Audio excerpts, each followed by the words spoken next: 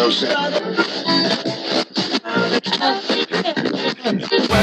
hills of Los Angeles, I'm in most Hollywood night. She goes to California, oh, California. California, what you say about Los Angeles? LA got the people saying, Los Angeles.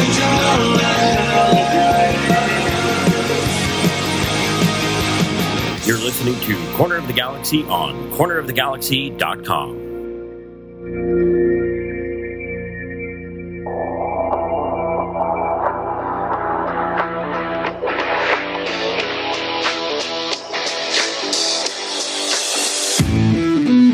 It's time for another episode of Corner of the Galaxy from the Box, the show that gets you behind the scenes of the LA Galaxy and into the minds of soccer reporters and MLS experts. Your hosts for the day are Corner of the Galaxy's Josh Guesman and LA Times soccer reporter Kevin Baxter. Let's start the show. Hello, everybody, and welcome to the wonderful Coachella Valley Invitational. We're live here after the LA Galaxy's game against Austin FC. That game finishing in a final 3-1. We're glad everybody could join us today, and thank you to the LA Galaxy for inviting us out and being able to put on a live show right here for you. Glad to have you aboard. Also hanging out with us today is my good co-host, Mr. Kevin Baxter. Kev, how you doing? Did you say Coachella? Coachella? Yeah, it's the Italian version of that. Okay. That's how it works. How you doing, Kevin? Good? Yeah, don't talk to me. Talk to our guest here. All right, very good. Well, we want to get to it for sure. We're happy to have him coming in and stopping by for the first time on the podcast. Everybody, big warm welcome to Mr. Diego Fagundez. Diego, thanks for stopping by. Appreciate it. No, thank you guys for having me. See what you missed all those years you were playing elsewhere? You could have been doing this. Podcast, huh? Only 16 seasons in. See, hey, that's true. We're almost getting there. It's never late for something else. Huh? That's good. Hey, so tell us about the preseason so far. Obviously, we've seen some of the results out there. I know you guys have been working hard. What's the important part of this preseason for you? We're making mistakes right now, and I guess it's the best time to make them because when the season comes, we can't really have those mistakes. It's right now we need to learn a lot, and we are little by little. And at the end of the day, we might not be there fully there, but what do we have? 10 more days right now, so 10 more days for us to get better. And then the important game comes the 25th. So I know everybody's ready for it. We're still missing some key players in this. So once we have everybody healthy and everybody ready to go, we'll definitely be better. Now, I heard you got to sleep in your own bed, but now you're out here at Coachella. So, still shifting around a little bit. Things are feeling good. But how are you feeling here in Los Angeles? You feeling settled? I finally feel like I'm at home. I finally found a place to live. I'm not in a hotel, which is amazing. Sleeping in my own bed. Today, I found out my dog's actually in LA now. Okay. So that kind of makes it a lot better. Right. So I'm actually excited to get back home and be with them, be with family and everything. So I'm excited. Like I said, it's nice coming into a team and doing a whole preseason with everybody, get to know the whole system, the whole organization. And like I said, I'm ready to start. I want to do well this year. I want to score goals, assists, and have this team make it as far as we can. In terms of progression, now we're getting closer to. You went 90 minutes today, right? Yeah. You went the whole deal. How are you feeling? Is it a stretch for you, or are you feeling like you're getting locked in? No, I feel like I'm getting locked in. I think last year was a little tough after everything, having a baby, moving here, being in a hotel, being in Airbnb. It was quite a bit in my mind. Right. Mentally, I think was not the right way to do it. But this year, starting brand new, being already at home, coming here, I feel fit, I feel good, I'm happy. I'm actually excited to see what this year I can do. Did you say your dog is here? My dogs, yeah. Like in Los Angeles. In Los Angeles. Like roaming around the streets. I wish they were in Coachella. But But they're roaming the streets, or is someone taking care of them? no, my wife is taking care of them. Okay, good. Yeah. So, as Josh said, you're in Coachella, as you just said. I know you came in at the end of last season, but you only had a couple months, and the team has changed. Is this being sequestered here, being away from family for a while, just with your teammates? How helpful is that in building that chemistry? It's huge, and I think that's why every team does it. We go away for a reason. We try to bond as a team, stick together. We train, we see each other. We're in our rooms with each other, playing different games, talking. We're going to the meal rooms together. We're going to dinners together. Sometimes we even get tired of each other, but it's part of it. But that's what we want. We want to have that chemistry on and off the field. And I think once you start doing that, you start seeing what we can do on the field. And like I said, there's still a couple key players that are still out. So I think once we have everybody, the full squad ready, we can definitely do some damage. What's the sort of the biggest adjustment you guys need to make from last year to this year? I know Greg talks about defense, and clearly that's a big focus, but it's everybody playing defense, right? Yeah, I think everybody needs to understand it's not just the defenders that play defense, and we all have to do it.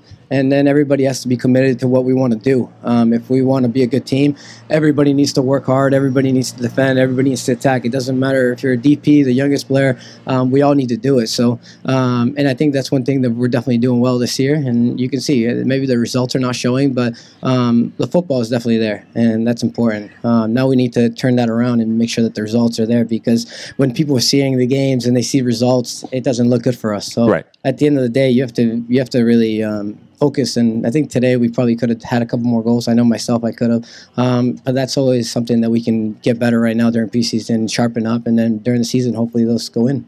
When you're playing, as you mentioned, the full team is not here yet.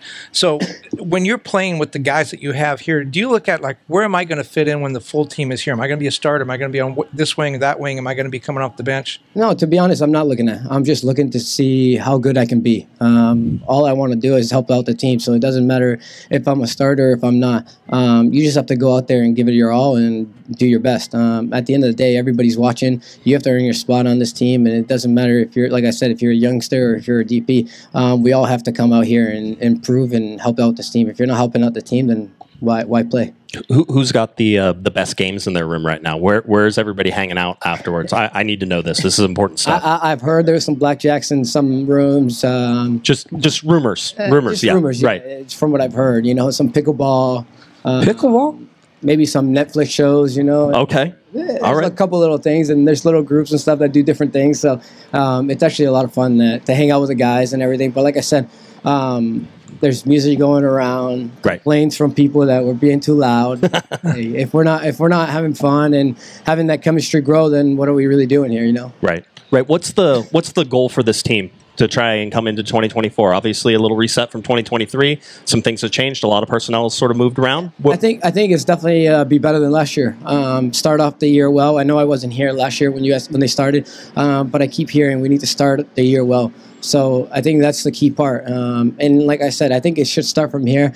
But like I said, the results are not showing right now, and we need to change that around from everybody. It's not just from the players that are playing. Everybody, the whole organization, we all need to be better.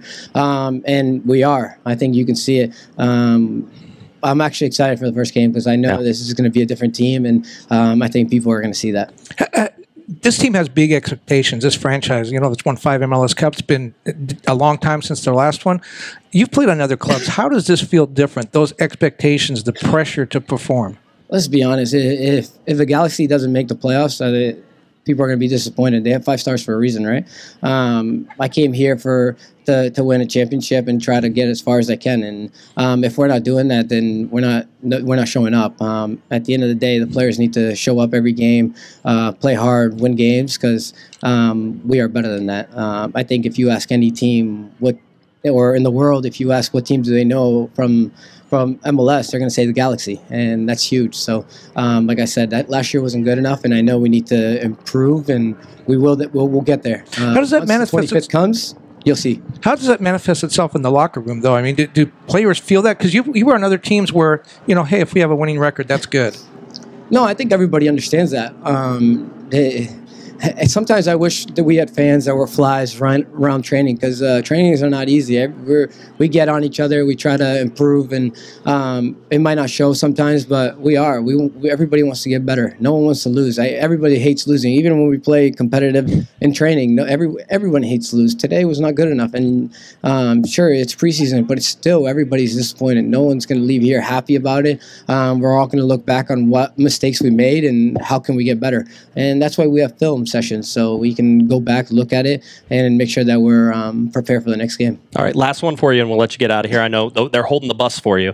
You're an East Coast guy. Now you're out here on the West Coast. So what's your favorite thing on the West Coast now? Is it the weather? This is winter, 61 degrees outside and sunshine. No, it's definitely the weather. Don't get me wrong. Like, the East Coast was a lot of fun. I like the weather. It's different. The winter was too cold, so I wasn't a big fan of that. But after living for 20 years there, I had to deal with it, and it was fine. But here, it's amazing. Like you said, 61 today. Some people wear jackets, and I don't know how, but we can keep it like that. Here I am sometimes we're shirtless and stuff over here and enjoying the nice weather. Awesome. Well, hey, big round of applause for Diego Fagundez. Diego, thanks for coming on. I appreciate everybody supporting us, and February 25th is around the corner, and we're all excited for it. Awesome. There you go, Diego Fagundez. Thank you, buddy. Thank you, man. All right.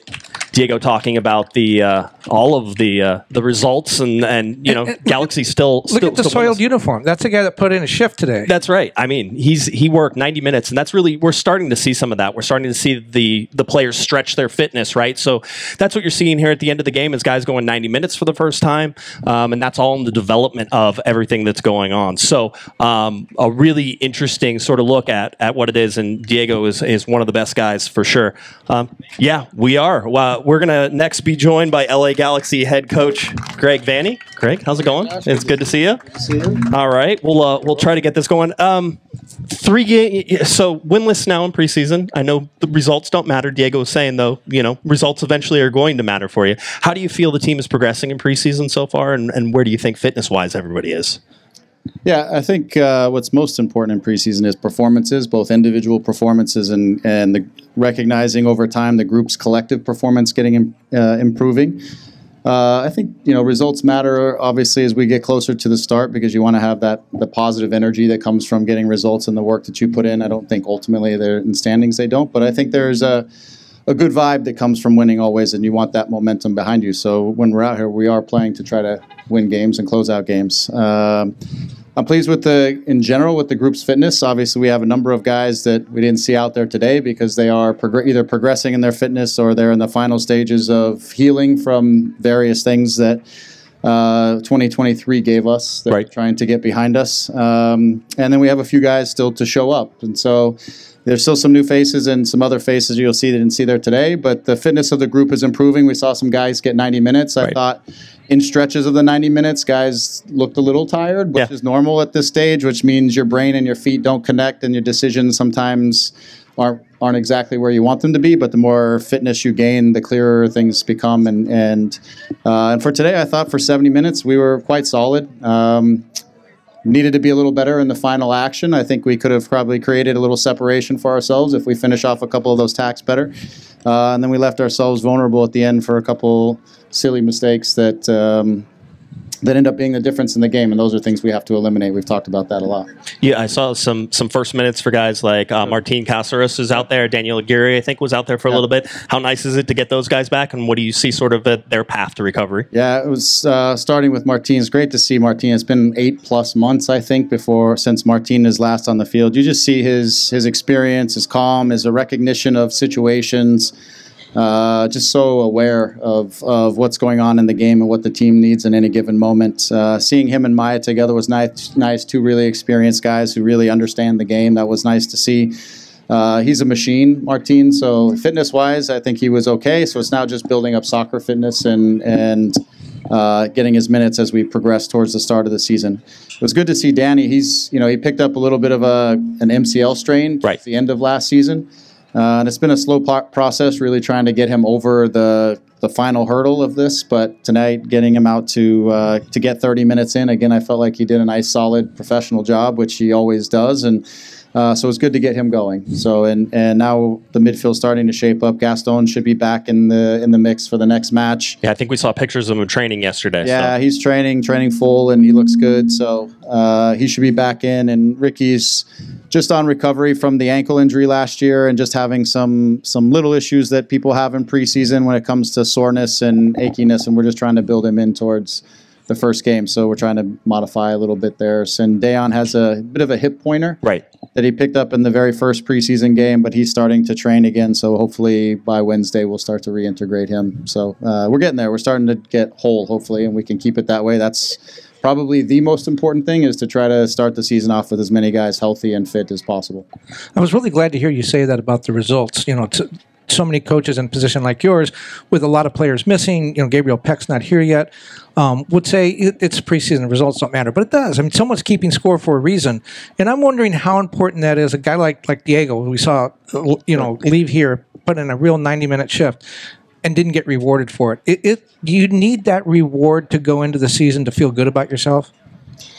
I think you can feel good about yourself about your performances as well. But I do think that the objective in professional sports is to win games. And so I think learning how to win is important, not making mistakes at the end of the game, making smart decisions, clearing balls that you need to clear, making good decisions, and game management is a part of winning. And we need to work that out here. And we need to make sure that we get that sorted out so that when we do show up on opening day and for the season, that we have those skills under our belt too, that we're not okay just making mistakes because it's preseason. No, we need to close the mistakes. We need to make sure that we are playing 90 minutes very professional in a very solid manner, and we are, both protecting our goal, but also I felt today if we're better in the final action, I think we're up 2-1, 3-1 maybe, because we were there a few times and just didn't execute.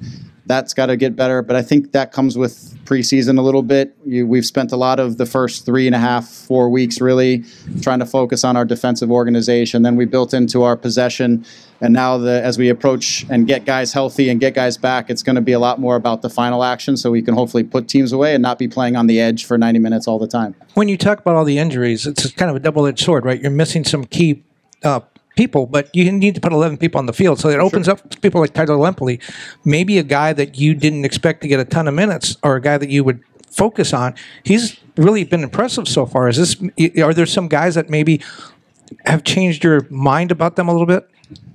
But Tucker is a guy I didn't know that well. So just speaking, we speak individually. I didn't know him that well. I saw him at UCLA sometimes, but you never know how a player is going to handle the next level when they make that jump. But ever since he arrived day one, he's got a great competitive spirit. He's got a good mind for the game. He's technically clean. He's learning kind of the system, and positionally we used him in slightly different ways. But he shows a nice capacity to kind of play inside of our system and do the things that we want him to do. And he's got a left foot, which is different than our other central midfielders who tend to want to go off to the right. He'll take the game back the other way, which is just an interesting addition. But he's a highly competitive kid, so he gets out there and he competes, and that's important too as you're making the jump. As far as the other guys, you got to get everyone ready for a season. So it's an opportunity even for players who are going to play a role in the season to get ready. It's an opportunity to see. We've seen Ruben Ramos, who is one of our young 16-year-old academy kids, has played quite a few minutes in preseason. Harbor Miller, who we didn't see today, has gotten some minutes, and they've really kind of experienced professional soccer. And others through the course of preseason. But we're trying to get everybody ready for the season, and then take a look at a few players where you sometimes don't have that luxury in the course of a regular season, just to see how their progression is coming along, like the young guys. And here you're doing it in front of a crowd, which is different from Sure. Yeah, and it's against MLS level players on the other side, and it's not always easy to create those situations for those young players so that you can get a real assessment of where they are relative to the level. You get them into the second team environment, but that's still a big jump from the second team environment to a first team match. So we've been able to give those guys an experience, and they'll leave this with the knowledge of, okay, this is where I need to get better and improve to be able to be ready for that. And same with the staff who's in charge of helping them to develop and grow. We'll have a good sense of their needs as well. But again, it's also to see as we go through preseason who's sharp and who's ready for the season, and who do you want to trust as you go into all of this. And that's why it's important that you play every minute and you play to win the game, because that's what it's going to be like on day one. You have Gabriel Peck. I think his last game now with the Brazil U23s is today. May actually be happening as we were talking. I haven't been able to check scores yet. When do you expect to get him into camp for you? You guys have everything lined up, or is there going to be a little bit of time? The objective is that the day after they complete, he'll immediately get back to Brazil to do his visa appointment. Still trying to finalize that for as soon as possible. And then he would be on the plane pretty quickly as soon as he gets his passport back and come. So our hope is that he can be here by next weekend. He won't make it out to Coachella, but hopefully we can get him in and start getting him settled in so that he has a full week of preparation before we enter the season. What we know is he's fit. They've played 7 games, I think, in this tournament. It's a crazy setup the way they have that tournament down there. But he's played a ton of minutes. I'm more concerned about his fatigue than I am about his fitness. But getting him integrated to our group, I don't think it'll take long, because I think what we're going to be asking for him is very much what he's used to doing. So I don't think, again, systematically, he's going to have a lot of things to adapt to. I think it's just going to be the new environment, being away and in a new country, things like that. But on the field, I think you should feel pretty comfortable within what our group is doing. You saw Maya Yoshida next to Miki Amane again. I think both of those guys go 90 minutes, or was Mickey went like 70 something, 75, yeah. I mean, he's getting close. I mean, we've been progressing him. He probably could have saw it out, but he arrived a couple weeks later, and he was coming off of a short break, and so we've been just kind of progressing him along. But he's been a nice addition, very professional, very clean soccer player. We can use him in different ways, as you saw today. We inverted him inside in the midfield, very good in that position. Very is that to give more cover for defensive mid and that type of thing whenever he comes? Because I've seen you use him, I think, a couple times in that way. Well, it allows us to keep our midfielders up in higher attacking positions sometimes, and it keeps us in our control players, if you will, which is our back line, our defensive midfielder, and now our fullbacks. It allows us to keep them into sort of game-controlling positions, counter-pressing positions, and then our top 5 players can be really our all-out attacking players, which can consistently put pressure on the opposition's back line, overload the back line. We saw it with some good success throughout the course of the game. Now, again, when we get ourselves into those really good moments, we need to have better service, better final product, little things like that I think, again, comes with repetition, and it comes with as guys get sharper through this process. Is there some restlessness now? Is everybody sort of like, okay, can we get to the season? Do you feel that in the group, or do you still need a couple weeks? You want to take the time you have? Yeah, I do, and I don't think there's restlessness, only because we have so many guys that we're reintegrating back into the group that haven't gotten many minutes in preseason, and I think those guys know they need to get a few minutes before things start.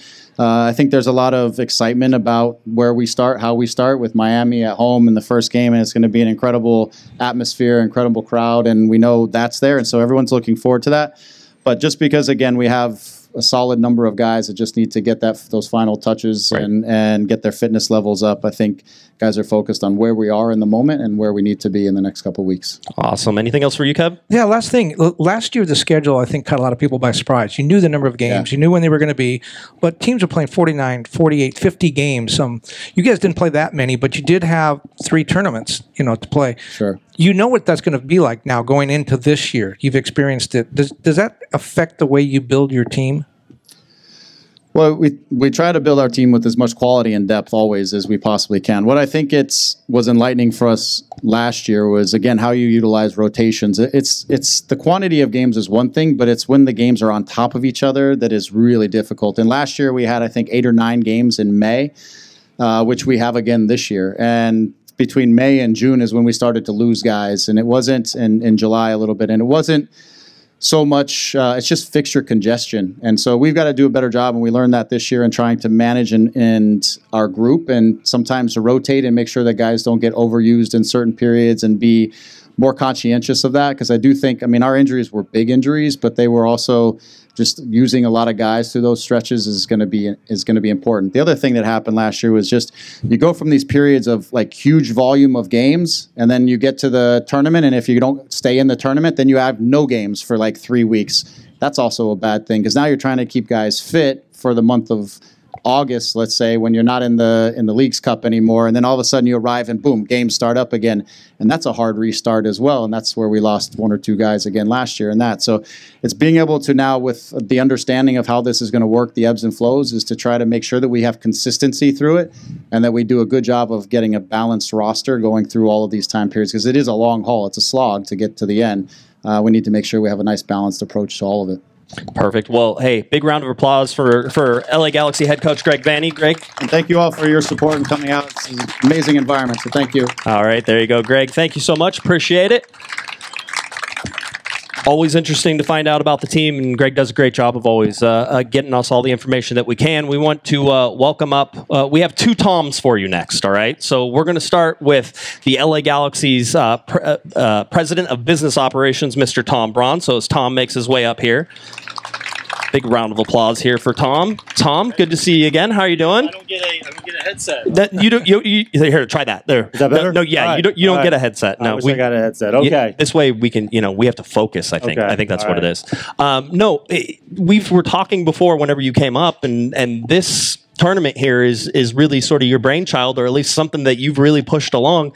How have you seen it progress? Yeah. So this all started back in 2021, the end of 2021. I think it was October. And the idea was brought to us to host preseason soccer in Southern California. And I said, you know what, we always do preseason soccer in Southern California. We're where all the cold weather teams want to come. So the idea was, how can we use 1,000 acres in Coachella Valley to create something really special? So in a matter of 2 or 3 months, we were able to get, I think, 5 MLS teams for the 2022 preseason to come out.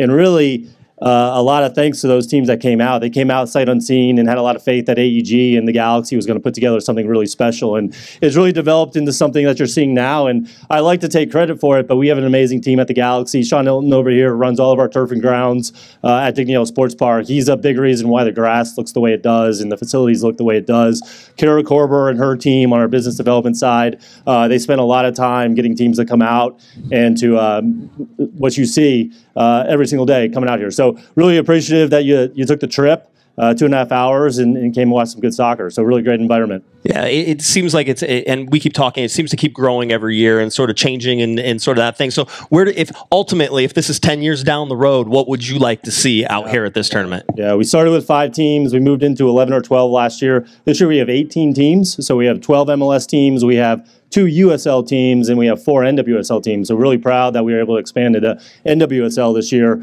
But you saw it, the stands were full today. And the hopes is that we continue to expand, add more bleachers, add more stands, get more teams. We got enough land, 1,000 acres. We could host every MLS team if they should want to come. So more and more we're adding something different. So this year we broadcast. So all the games were aired on LAGalaxy.com, which was a step up from last year. We weren't able to do that last year. Given the Apple partnership, it was a bit new, and we were trying to get our feet under us with the Apple partnership. So weren't able to broadcast. Really excited we could do it this year, though, and continue to improve it.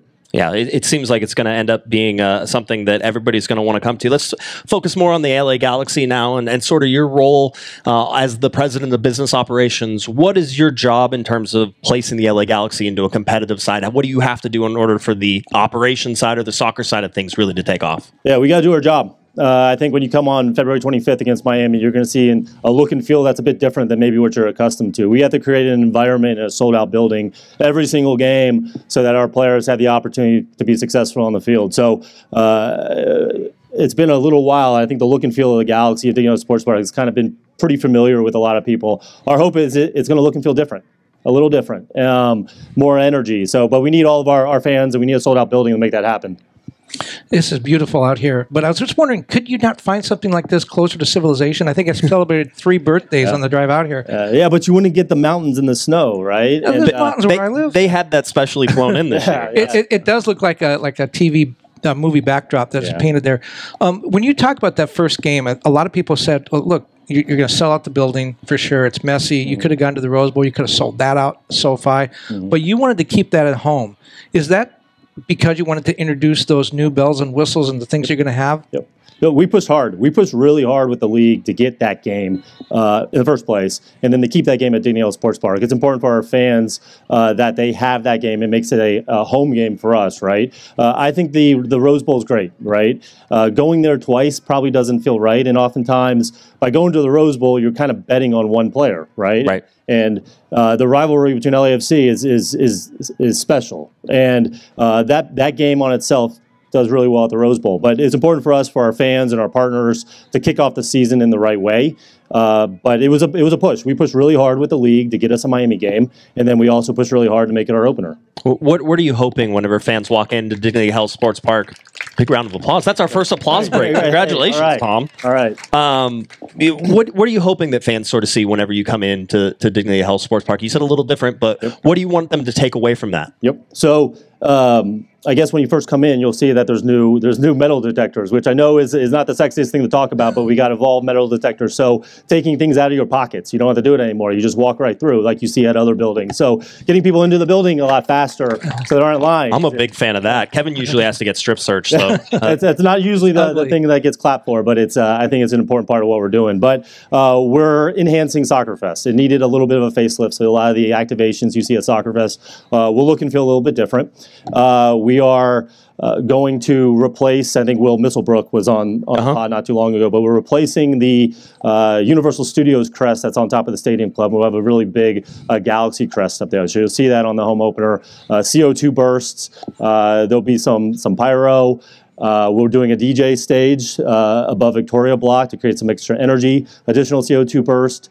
You'll see when we score goals, which hopefully we'll score a lot of goals this year, a full takeover, LEDs, ribbon boards, everything will full takeover. We want to create this environment of chaos, right? We score goals and create more energy in the building. Will Misselbrook's doing a great job revamping and enhancing our content, right? So the things on the video boards, the images, the sound, the music, all that. We want you to feel something different. So that's a hope. And if you don't feel something different, we're not doing our job. We got to do that.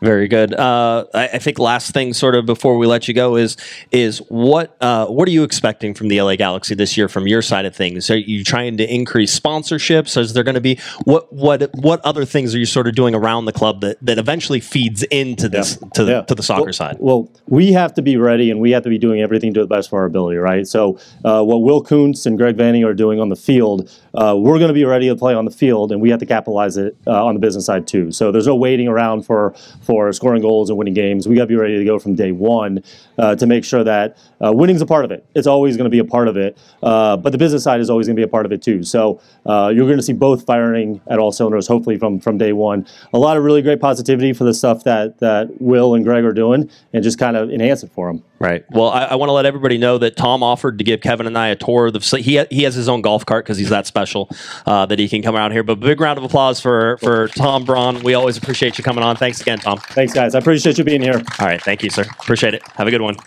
Thank you. All right. Mr. Tom Braun. All right. From one Tom to the other. You know him from The Athletic. He's the guy who always breaks news. We're going to find out if he's going to break news right now. That was the thing. I doubt it, but you never know. Mr. Tom Bogert, the mustache himself. Tom, how are you doing, bud? What's going on, fellas? I'm doing good. Thank you. I think you have the wrong Tom B up here. And I should have given my time to him. That was I got a note on one of my on the text, and they're like, both Toms are ready, right? And I'm like, oh, wait, yeah, that's sort of how it goes. You're out here at Coachella. I know. First of all, we know you flew in, had some in and out, which is always good. That's always important for you. But you're here at Coachella. You sort of see this is your first time here. Yeah. Yeah. So what do you think of the tournament and sort of how it comes together, right? I think the best way to describe it is within the first day, even before the games. Right. I was telling my editors, next year I get first priority to come back. Right. Like, this has to be every year. Like, this is phenomenal. It's a kind of a good kept secret for people on the East Coast. Like, we know about LA, right? Right. I've heard about Palm Springs and this kind of Coachella area. This is breathtaking. It's like I said, they threw in that snow just for you whenever you came in. I make feel like I'm in the winter. Right. You watched some of the game, got to sort of peruse around. I know you've been talking to people at the Galaxy, that too. What do you sort of take from the LA Galaxy in preseason so far? I think if I remember from one of your previews, you're saying missing maybe one more piece, and if that piece comes in, then there's something there. What do you think? Yeah, so for me, it really is just one piece. And, you know, like Kevin was saying, results matter in preseason. Like, again, it's not the most important thing, but you'd rather win than lose. But I'm not too concerned because you look at the starting 11 today, how many of the best available would it be? Right. Like, Gabriel Peck's obviously not here. They have a DP spot open. The foundation and spine of this team, I like quite a lot. I think Diego Fagundez, if they sign a DP, Fagundez can play in a bunch of different positions. Yep. The back line's a little old, but I still rate them. And you have Jalen Neal, who's younger, obviously, Chris Mavinga. So really, they're one piece away. It is an absolutely crucial piece in being a designated player. And that's how you win in this league. But the group is ready to be taken into another tier if the profile that Will Kuntz in the front office is looking for gets done in the near future. Yeah, it feels like they're on the cusp of that, and I think people are sleeping a little bit on the core, right? And, yes. And that's one of the things. I mean, certainly you look at guys like Maya Yoshida. You guys look at Miki Yamane was, I think, a really good addition. He was awesome today, I thought. Yeah, for what we've seen from some so far. But I mean, it does feel like that next piece is coming. But what are you hearing about the LA Galaxy and looking around, rumors wise, and everything else? Because I'll tell you, and everybody here pretty much knows, calm confidence is what I usually get. But they're trying to make deals right now. Yeah, you look around MLS. Apparently, it's not so easy to spend $10 million, right? Like it took Dallas a little while to get the Peter Musa deal over the line. That was a really good signing. Even the Gabriel Peck deal took a little while, right? And the Galaxy working on that other DP. as long as the profile, which I know that they're looking for, in prime player, right? A goal dangerous, somebody who balances the team really well in that he's going to be playing off the shoulder, a dynamic kind of goal scoring winger rather than a get on the ball and creative player. Because you have Riqui Puig, he's a one-man chance creation machine, right? You have Diego Fagundez, that's how he likes to play. So you need another player that's going to play more like a second forward, like a wide forward, right? With Dejan Joveljic. And I think that the balance of the group is going to be really great. Some of the targets, and again, I know I've reported on this about Joseph Pancil in Belgium, doing a little bit of research on him myself. If you could create in a lab the kind of player that you would want to put next to Riqui Puig, it'd be him. In terms of his technical quality, his pace, his chance creation, and most importantly, goal scoring. It's exactly who they should be looking for, and I'd be very excited for them if they get it done. Yeah, you can sort of see that. Michael Stevens was walking by here a little bit earlier, too. We were picking his brain on some things. So. I was trying to steal his notebook, see what he wrote down. That's right. I couldn't get it. He was too strong for me. That's how it is. Mikey's feisty. You got to watch out. So Bulldog. For sure. What do you see? I mean, ceiling-wise, and let's put it for what's on the field now. I mean, it's incomplete. I think Greg Vanney would agree it's incomplete. I think Will Kuntz would agree it's incomplete, right? So I don't think we're saying anything. It's incomplete, but is this a team that can come out and compete on the first day against Messi and friends whenever they come out? Or again, is that piece that important? It is that important, but early in the season, it's just about survive in advance, make it difficult to be beat. I think that was the Galaxy's biggest issue last year, is either individual mistakes or what have you. Again, like all the context of the injuries is very important, but the goals conceded were difficult. The games were ending up 4-3. Right. And it's hard to sustain that. So as long as the spine, like with Brugman being back, is going to be really important. Cheeto getting his first full season, a better fullbacks, and Julian Howday getting his first full season with the group, they're going to be more difficult to beat, and that's first and foremost, because when you have a player like Riqui Puig, you're going to be able to score goals, right? Even if Gabriel Peck isn't ready on day one, and even if a new DP isn't signed over the next 2 days or whatever, right? So that's most important, and I do think they have the pieces, but long term, like you said, they're not. I don't think that this team would be in a position to compete without another DP. But again, good news. There's a DP spot open. There's a DP spot open, right? They're bringing someone out. Yeah, you're speaking about the defense. I mean, the number that jumps out to me whenever I think about this team is 67 goals conceded. Yeah. That's just too much. But what's the perspective from afar? Because we're all in this, on a daily basis, and we look and we see Will Kuntz doing a lot of good stuff. Yep. And there seems to be a new energy. There's also a honeymoon period, I think, with the fans after what happened at the beginning of last year. They're looking at Tom Braun. They're looking at the two Wills. They're looking at Greg Vanney, who's on the hot seat because it's the last year of his contract. What does it look like from afar? I think a lot of people here are cautiously optimistic. Is there reason to be optimistic here? Absolutely. I mean, I think the best way to put it, like you said, was the honeymoon phase where, preseason in and of itself is a land of optimism, right? You can talk yourself into any scenario in a league with so much parity. In addition to there being a new front office and positive change in the group, like you bring in somebody who had won trophies with LAFC, right? And everything else that they've done. And so it's naturally optimistic. A lot of these deals I've been definitely a fan of, right? So there is reason for optimism. But if you start 1-5 or whatever it is, right? Then that kind of quickly turns. But I think from the global, the national landscape is that let's see Gabriel Peck. That's one of the most expensive deals in league history. He's with the Brazil U23s. This kid must be good. And then you hear the rumors of the other players that they're trying to sign. It's watch out, because when you have the piece of Riqui Puig, it's so tantalizing for me when I'm looking at it. Last year, I think I had them as top of the West, and I see that look. Right. I'm stupid. Don't ever to take any advice from me. But it's Riqui Puig in and of himself is so alluring that it's if you have if Dejan Joveljic plays league average this year, he'll score 15 goals, and I think he's better than that, right? But it's just it's so easy to get attracted to the star power on this team. Well, I talked to Dejan yesterday, and he said that's his goal, 15. Oh, is that right? But when you talk about that optimism and you talk about the view from afar, they did get Gabriel Peck. They haven't got Paintsil yet, right? And may not get him. I'm wondering, from your perspective, whether that's a victory because they're that close to getting those kind of guys, or is it a failure if they don't land them? Because we've been told that he's coming. Yes, failure if it doesn't come till the summer. And again, I know that the plan is for now, and it's not for a lack of trying. I've reported on Ramon Sosa, right? From the things I've heard, and not just from sources around here, from sources at other clubs that have talked to Tyers in the past, have been I have no idea why they rejected that bid, or they're ridiculously unreasonable. I've heard a little bit of dishonesty and stuff like that. There was a release clause, and it was a little bit murky. They didn't get to the bottom of exactly what the number was, and then it expired. So, hey, what happened there, right? So it's not for a lack of trying. And again, I know it's boring. I know it's a cliche. Like it's most important to sign the right player, not the first player. Right. So again, like if you take your lumps, if it doesn't happen immediately, that's not the goal. I'm sure Greg would have wanted him here 3 weeks ago, Yes. right? 4 weeks ago. Yes. But if a player like Pastille or a mystery designated player comes in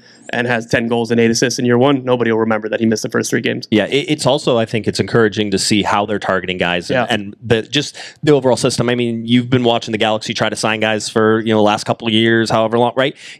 It always seems sort of a little roll the dice a little bit, right? Yes. Yeah. And maybe we always say panic buy at the end, whether or not it is, it feels that way. Yeah. It doesn't seem to feel that way right now. There's again, calm confidence everywhere that I pay attention to, right? So yeah, and again, the profiles that they're looking for, I think, is the most intriguing and again the most reason for optimism, because even if it's not the direct player your top choice, if it's within the similar bucket, if it makes it much more controllable that, all right, 1, 2, 3, rather than I think this player is good. Oh, but if we don't get him, maybe we can get a center forward or maybe this person. Like I don't know, like Douglas Costa to maybe Panso or Douglas Costa to Gabriel Peck is going to be a world of difference. So again, I think honeymoon phase, overly optimistic, but they still deserve the benefit of the doubt going forward. Well, we want to let you go because we know you're going to want to go over and cover the other game. But we appreciate you stopping by. As always, go follow Tom Bogert on Twitter. All right, he's one of the best followers. Are you going over to the other game? Yeah. Because you're going to break about 3 signings on your way over there. It is a long walk. It is a long walk. Awesome. There you go, Tom Bogert. Oh, I already muted you. I'm sorry. I'm too quick on the trigger. So Tom Bogert doing a great job. No, I mean we've talked about this, a whole bunch just in terms of the optimism, but the optimism ends sort of on February 25th. So it starts to come right now. Results are starting to matter. One of the guys who is going to be certainly under the gun for all this is Will Kuntz, and we're going to have him joining us here as he walks over. He's really tall, so he takes up a lot of room as he walks over. But we'll get Will in here. Maybe some of you don't know this. He won a national title in basketball in college and won a World Series ring with the Yankees. This is your 3rd sport. You're slumming it here in soccer. No, this is the global sport. Right? I've been working my way up. Yeah. D3 basketball to baseball. Now I finally made it. I don't know why. I think we were talking once. You said your dad's still confused about the move, right? He's sort of like, you were with the Yankees and you're in Major League Soccer now. I mean, he was shaking Bud Selig's hand on the Fox broadcast, and he grew up in Harlem, across the street from Yankee Stadium. So right. He's a big baseball guy. So he's a little confused, but he's watching soccer now at least. Okay, good. You got him into it, and you sent him a Galaxy jersey and everything, right? He's all set up. Okay, let's talk about this offseason. Obviously, we know you guys have been busy. As Tom said, and I've heard this shouted before, it's hard to give away $10 million sometimes, isn't it? It feels that way. Yeah, listen, every deal is a little bit different. Every negotiation is different. Prices change, week to week, month to month, sometimes goal to goal. Right. And so you're trying to manage a lot of different things. And you also don't want to get too siloed in one conversation. Right. So if you get too locked in on one player, then you feel like, all right, we got to chase this guy to the ends of the earth. So try to keep a wide, broad net. And the winter is also a very inefficient market to be shopping in. Right. It's the sort of secondary window in the global market. And so you're really talking about players who are either critical to their teams and therefore very expensive, or guys who are surplus and maybe not in form or injured, or they're not quite as good. So I think credit to our guys, Mikey and Gordon and Joe. They've done a really good job helping me navigate everything that's out there. Yeah, it feels like that. And I think Tom and I were talking about targeting the specific guys, right? It's not necessarily having the name, but having all of the attributes that you want in some of these guys. That feels like that's come a long way in a short amount of time for the Galaxy that maybe didn't have that capability not too long ago. Yeah, I think it's a little bit of a function of just having a little more faith in our fans. And trusting them that they will appreciate somebody who comes in and wins games and scores goals, and they don't necessarily care who it is. Right. Galaxy have always been a team of taking big aggressive swings and have signed star players. I think Gabriel Peck is a star player. Right. And I think signing a guy like that is a big swing. So, but I think it's really trusting our fans and our supporters to know that the most important thing is winning.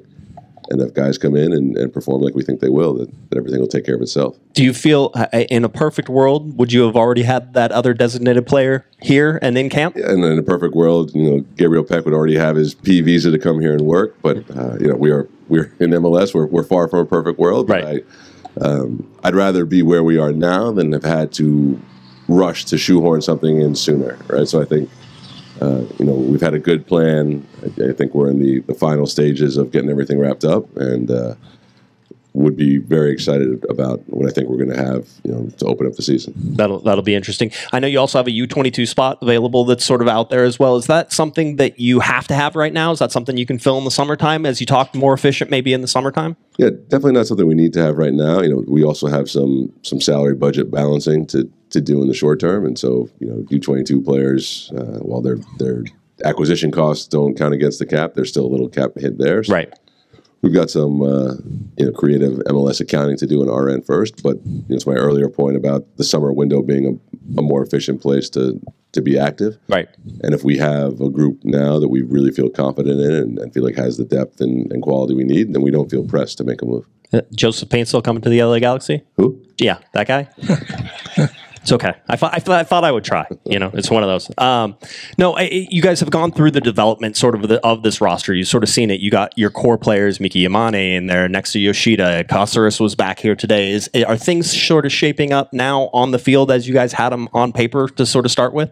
Yeah, definitely. We have a few guys who are coming back from some knocks and some injuries, and that's always normal at this time of the year.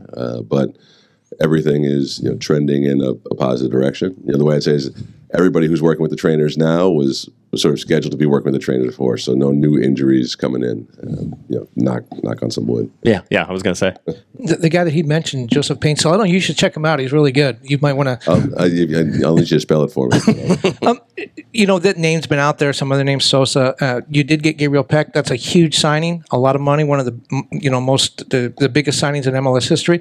But you did mention other guys during the preseason. If those guys don't land, how do you look at that? Successful winter or unsuccessful because you didn't get everything you wanted?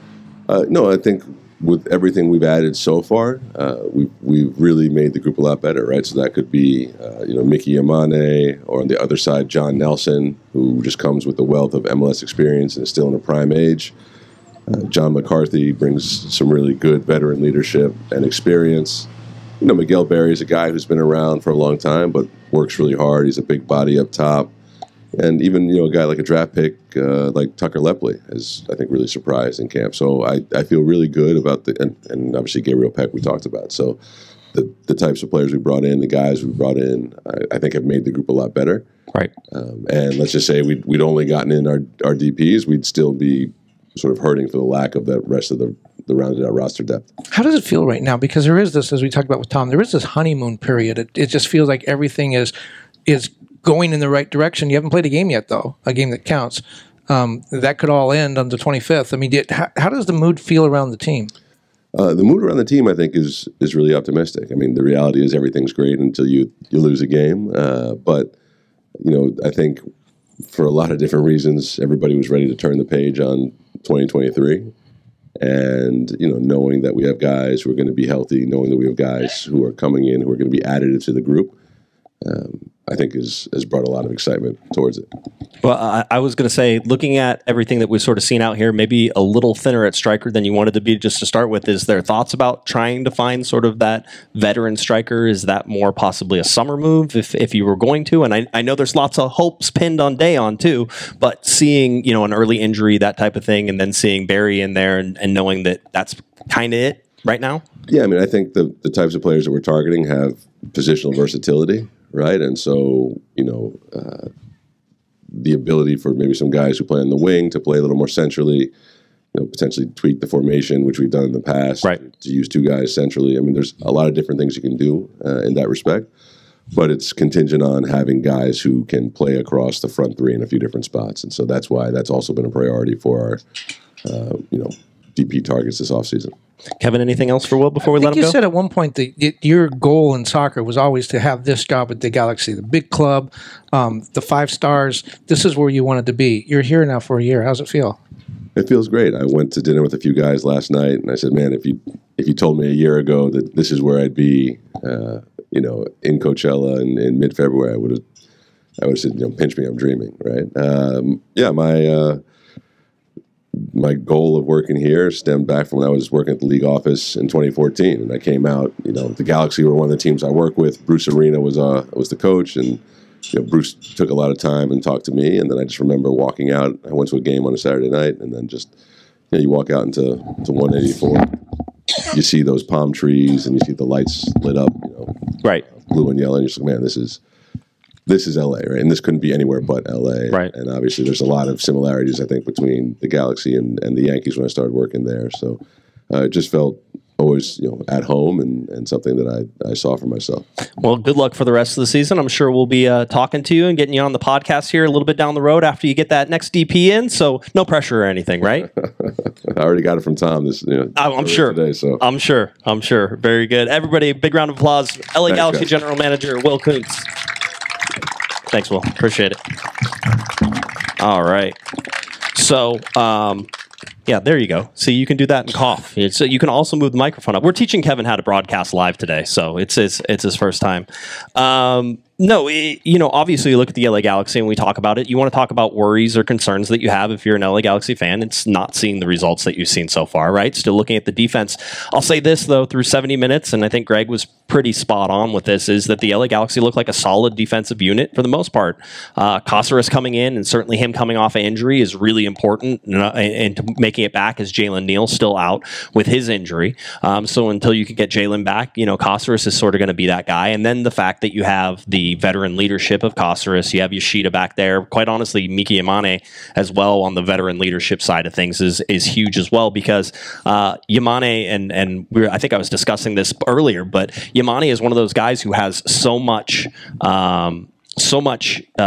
experience playing at sort of the upper levels of the J League, that you're going to see him come in here and sort of slip in, and he's going to go unnoticed for you because he looks like he's in place and doing all that stuff. So it's really important to sort of watch those progressions. And as we're watching the whole, let's not have 67 goals, let's not give up 67 goals for the LA Galaxy, which is certainly a good thing to look at.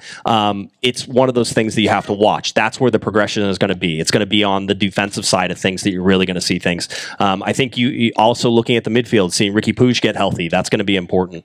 You're going to look in and see some of the guys like Diego Fagundez, who was here earlier. He is an integral part to this team, and the big reason why is he can play so many positions and play them well. So watch how he fits in, even with designated player like Gabriel Peck coming in. Right now, that slots Fagundez over on as the opposite, right? And if we do that again, we can come in and say, okay, even when the next DP, whether that's Paintsell or whoever else comes in, there is going to be the ability to sort of be able to plug Diego Fagundez in where there's problems, where there's leaking, all that sort of things. So we're happy to do that. You okay? You alive? Yeah, want to bring in one more guest? Let's bring in Alex Ruiz, the Galactic Tribune. Alex has been guesting and recently got called up by Corner of the Galaxy to fill in on Thursday nights. Alex, how you doing, buddy?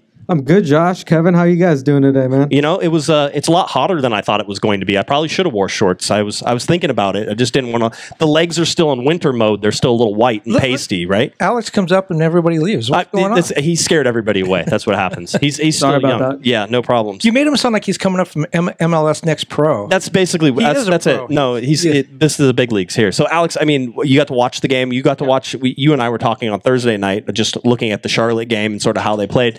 Similar in fashion, actually, to this game, seeing some guys stretch some fitness. What'd you take from the match today? Yeah, I thought it was a really interesting match because at the start of the game, right, Galaxy were on the defensive there. They gave up the ball early. But yeah, they really started to build into the game, had a lot of control of the game. I thought this was a game that they should have won. There were definitely a lot of chances there. Austin were not the better team. The scoreline's very deceiving on that. But yeah, I was really, really liking what I saw from the Galaxy. Obviously, great to see Martin Caceres back out there. Right. Daniel Aguirre out there, who Greg Vanney's called the Swiss Army knife for this midfield. Right. Like he can play any position he wants. But yeah, it's really interesting. Sucks Ricky Puig wasn't able to play today. But besides that, I mean, this team's still growing, getting fitness, and that's all what matters as Messi and friends. Yeah, it feels like there's optimism. I always feel like, as Kevin rightfully pointed out, we're in a bubble a lot of times. And so you started hearing this stuff and you repeat it over and over again in your head. For me, I think there's still some question marks around the offensive side of things. And we saw it again today. Getting into positions, not finishing. Certainly, looking at Diego Fagundez and his history within the league, you're going to expect that in the season, those are going to start hitting the back of the net. So I don't know, you're worried. There should be some concern with Miguel Berry in there. There should be some concern that Dejan Joveljic isn't in there, right? I mean, we're not dreaming of these problems right now. Yeah, I mean, right after you guys talked to Greg, we got to talk to him over there, and he mentioned that with Miguel Berry, he wants him to be more of a forward than more of a guy playing within the buildup. And I think we're seeing a lot of that with Miguel Berry. Also, too, with Diego Fagundez. He's an MLS veteran. He's done this for years now. I mean, we're expecting him to really take that leap after coming in mid-season out of the blue. Right. We also got to talk to Gino Vivi after the game, and he said that right now the team's now starting to focus a lot more on the offensive side of things, getting their offensive tactics going, really starting to build up a little bit better and be a bit more dangerous on the offense. Obviously, some pieces aren't here yet, but I mean, I think right now is the perfect time to really start working on that. Yeah, looking at Gino Vivi, had the goal today. A really nice play, by the way, back post ball. Miguel Berry was actually under it to sort of head it, and then Vivi called him off and then just hit a full volley into the back of the net. So like to see his progression.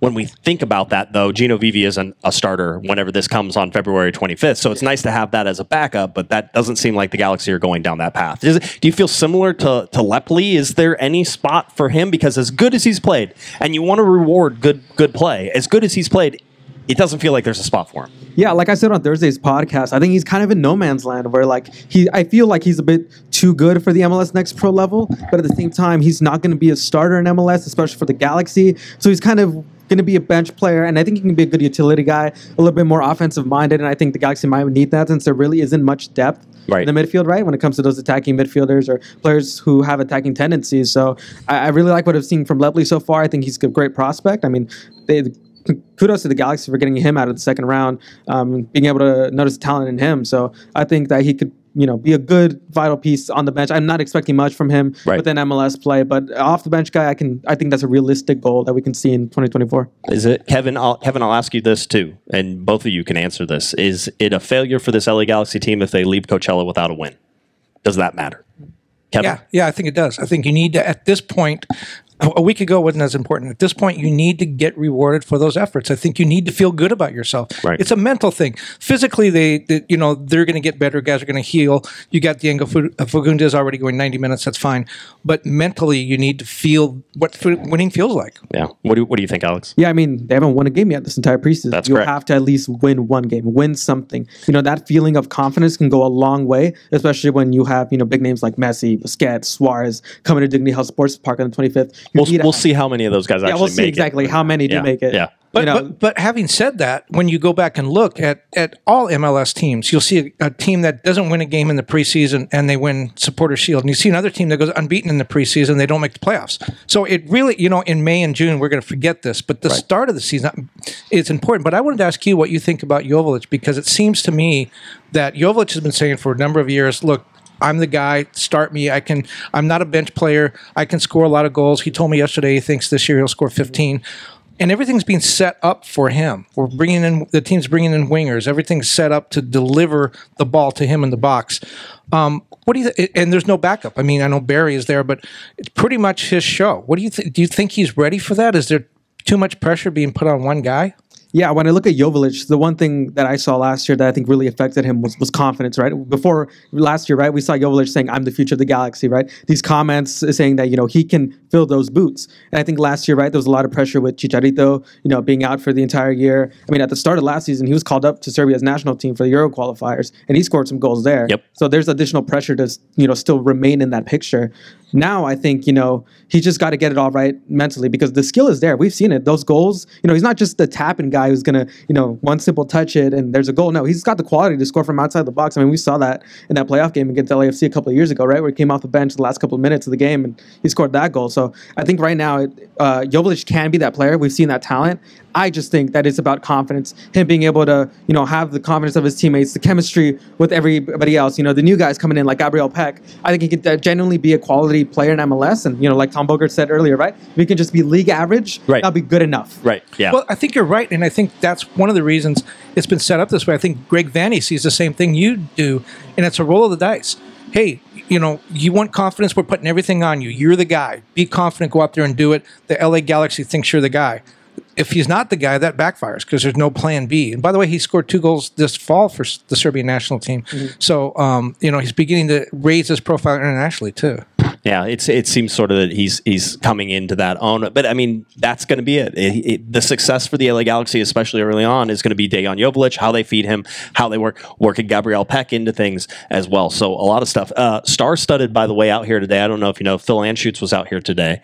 He was around the LA Galaxy and apparently has been for the last couple of days, visiting with the team. So he was here. Dan Beckerman was out here today as well. So Dan was paying attention to things going on. Obviously, I had Will Kuntz and the entire front office was out here earlier today, checking on guys and sort of doing that stuff. They weren't checking out. They were here because we're here. Because of the podcast, yes, yeah. I know. That's what we figured that they would do. But yeah, some really interesting stuff. Alex, the Galactic Tribune, you can go subscribe to him, one of the best sources of LA Galaxy news. So make sure you subscribe to that. Big round of applause for Alex Ruiz. Yeah, thank you.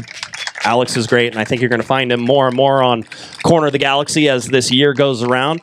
We'll wrap up the show. The sun is bright. It's hot, and we got through all of our guests that we wanted to do. So, Kevin, stick around, everybody. Taylor Swift will be here. Kevin's going to sing karaoke. That's really what the next thing is that comes up. But no, we want to thank the LA Galaxy for having us out. I told them I was going to sound like a shill because they haven't paid me, so I'll point that out. But when you come out here to this event, it to me is one of the coolest things that you can have. It's spring training baseball. It's now spring training soccer, and so you sort of get out here and you get up close. You get the interactions. You can hear the players yelling at each other, which is always fun.